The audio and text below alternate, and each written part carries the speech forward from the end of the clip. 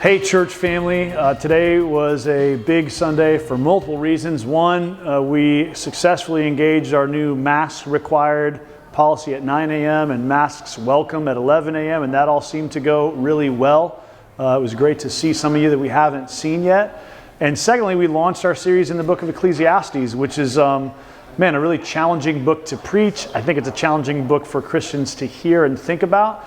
I mentioned it's not going to be the happiest series in the world, but I think it will be a really meaningful series, and I'm excited about next week, and here's why.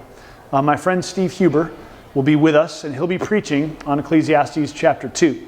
And Steve is a pastor in Philadelphia, a dear friend of mine. He and his wife will be here over the weekend ministering to the people of Coram Deo, and he'll be preaching on Sunday, and so I'm excited to continue this series in Ecclesiastes.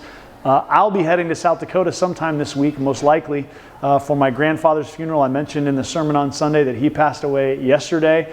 And I'm really thankful because his life sort of is a lesson about the book of Ecclesiastes. He really is a person that lived with the end in mind and sort of always envisioned his life from the perspective of one day I'm going to stand before God and give account for my life. And so for me, that was just an instructive example. And I think that life that Ecclesiastes invites us to, a life that is lived backwards, to use David Gibson's words, is a really compelling way to live.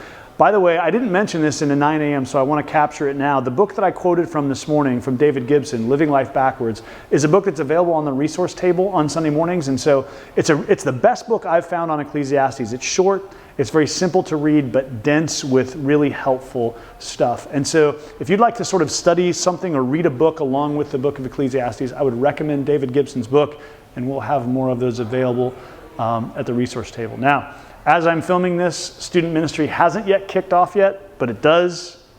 By the time you watch this, it will have already kicked off, and hopefully successfully. So if you have students in middle school or high school, we want them to be a part of that every Sunday evening. And you can find out more about that in the email that comes along with this video. So until next Sunday, I hope you have a great week, and I will see you then as we continue to engage the book of Ecclesiastes.